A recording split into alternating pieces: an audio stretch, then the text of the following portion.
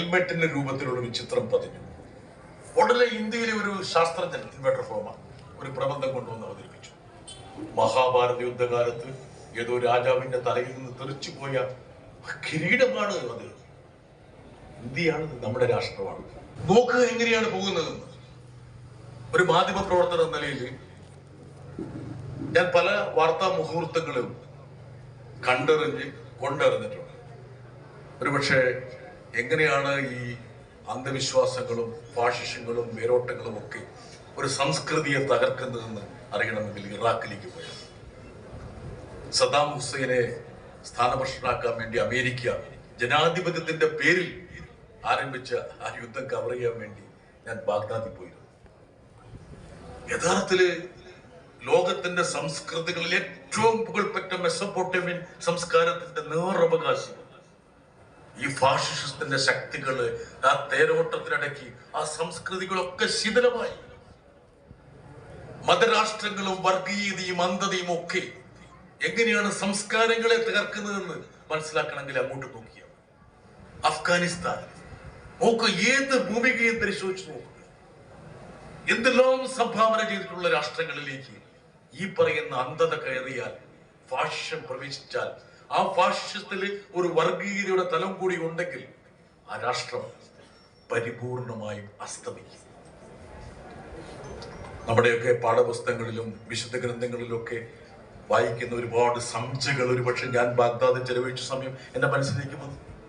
ചരിത്ര പുസ്തകങ്ങളിൽ അലക്സാണ്ടറിന്റെ കൊളംബടി നാദം കേട്ട സ്ഥലം, നെബുക്കദ്നേസറിന്റെ ഹാങ്ങിങ് ഗാർഡൻ, കേരളത്തിലേക്ക് സെന്റ് തോമസ് കപ്പൽ കയറിയ ബസ്ര, യേശുക്രിസ്തുവിന്റെ ഭാഷയായ അറാമിക്ക് സംസാരിച്ചിരുന്ന ആൾക്കാര്, ബേബൽ ഗോപുരം, നോഹയുടെ പേടകം, ചക്രം, കലപ്പ, എന്തെല്ലാം ഉണ്ട്.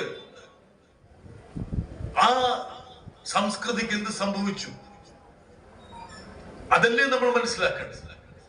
ഇന്ത്യ എന്നുള്ള രാഷ്ട്രത്തെ കുറിച്ച് നമ്മൾ ചിന്തിക്കുമ്പോൾ നമ്മുടെ മനസ്സിലേക്ക് വിങ്ങലുകളായി വരുന്നത് എന്തുകൊണ്ടാണ്?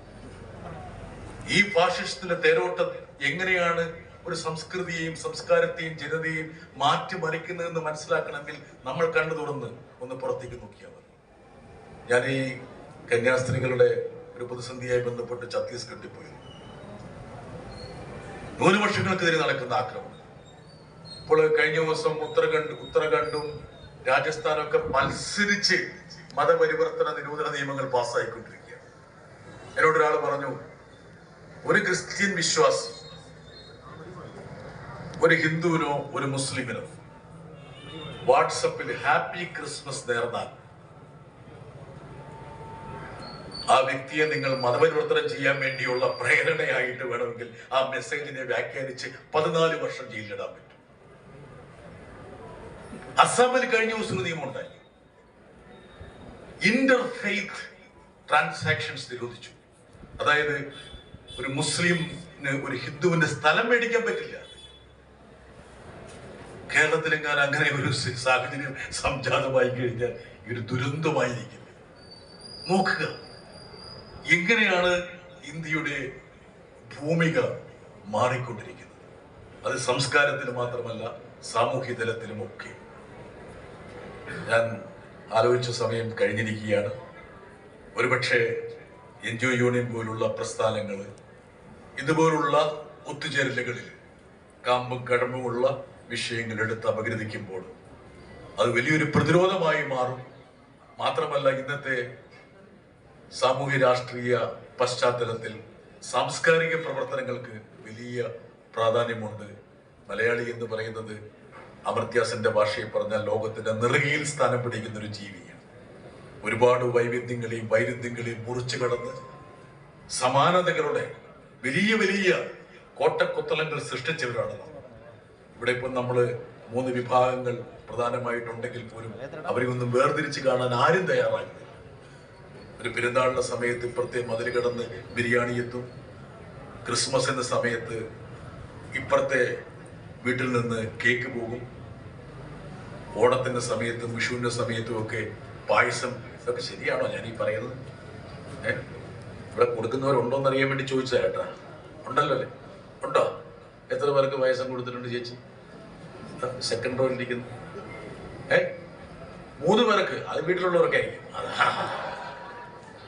ആ 3 വീട്, സോറി കേട്ടോ. ഇതാണ് നമ്മുടെ സംസ്കാരം. പേര് ഞാൻ ചോദിച്ചില്ല കേട്ടോ. എന്താ പേര്? സീറ്റ. ഇതുപോലെ തന്നെ ആയിരിക്കണം.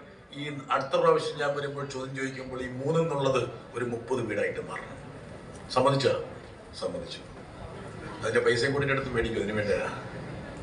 എന്തായാലും ഈ ഒരു ഒത്തുചേരല് കേരളം എന്നുള്ള ഒരു ഭൂമികയുടെ പ്രതിരോധത്തിന്റെ അടയാളപ്പെടുത്തലായിട്ട് മാറട്ടെ എന്ന് മാത്രം പറഞ്ഞുകൊണ്ട് ഈ ഒരു സാംസ്കാരികോത്സവം ഔപചാരികമായി ഉദ്ഘാടനം ചെയ്തതായി അറിയിക്കുന്നു. നന്ദി, നമസ്കാരം.